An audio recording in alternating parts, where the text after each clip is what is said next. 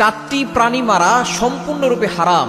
এই চারটা প্রাণীকে কখনো কষ্ট দিবেন না, তাহলে আপনিও আপনার পরিবার এই দুনিয়াতেই ধ্বংস হয়ে যেতে পারেন। নবীজি সাল্লাল্লাহু আলাইহি ওয়াসাল্লাম নিষেধ করে দিয়েছেন। এটা আবু দাউদ শরীফের 5267 নম্বর হাদিসের ভিতরে রয়েছে। নবীজি সাল্লাল্লাহু আলাইহি ওয়াসাল্লাম এই চারটি প্রাণীকে মারতে নিষেধ করেছেন। এক নাম্বার হচ্ছে আন-নামলা। নবীজি সাল্লাল্লাহু আলাইহি ওয়াসাল্লাম বলেছেন, এক নাম্বার নামলাতুন শব্দের অর্থ হচ্ছে পিপিলিকা। আমরা অনেক সময় পিপিলিকাকে অযথা অকারণেই দুনিয়া থেকে বিদায় করে দেই। অনেকে দেখা যাচ্ছে পিপিলিকার যে যদি ঘরে আসে তাহলে অনেকে আগুন দ্বারা জ্বালিয়ে দেয়, গরম পানি দিয়ে পিপিলিকা মেরে ফেলে। খবরদার, এটা কখনো করবেন না। ছোট্ট একটা প্রাণী, কিন্তু এই পিপিলিকার নামে আল্লাহ তাআলা একটা সূরা নাজিল করে দিয়েছেন, সূরাতুন নামল।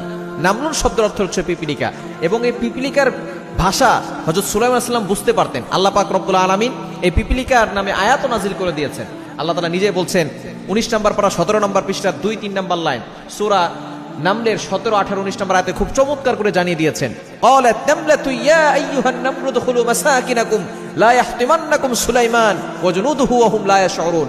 সুলাইমান আলাইহিস সালাম একবার তার সৈন্যবাহিনী নিয়ে যাচ্ছিলেন। এমন সময় পিপিলিকার এক রানী ছিল। সে সকলকে আওয়াজ করে বলতেছে, ইয়া আইয়ুহান নামলু দুখুলু মাসাকিনাকুম, তোমরা সকলে নিরাপদে তোমাদের যেই মাটির নিচে যে জায়গা আছে থাকার, সেখানে তোমরা চলে যাও। কারণ হতে পারে সুলাইমান আলাইহিস সালামের যে সৈন্যবাহিনী তারা অজান্তেই তোমাদেরকে পিষে ফেলতে পারে। এই কথা সুলাইমান আলাইহিস সালাম শুনেছিলেন। আল্লাহ পাক রব্বুল আলামিন এটা আয়াতে কোরআন কারীমের ভিতরে আয়াত করে কোট করে দিয়েছেন। সুতরাং এই পিপিলিকা কখনো আপনি আঘাত করবেন না, কখনো পিপিলিকা মারতে যাবেন না। হ্যাঁ, যদি বেশি কষ্ট দেয়, বেশি জ্বালাতন করে, তাহলে সেটা ভিন্ন বিষয়। তবে এক নাম্বার, পিপিলিকা হত্যা করা যাবে না। দ্বিতীয় নাম্বার হচ্ছে আন-নাহলা, মৌমাছিকে কখনো হত্যা করবেন না। আমরা অনেক সময় মৌমাছিকে মেরে ফেলি। আল্লাহ পাক রব্বুল আলামিন সূরাতুন নাহল, মৌমাছি নামে একটা সূরা নাজিল করেছেন। এবং এই মৌমাছির মাধ্যমে কিন্তু মধু আছে।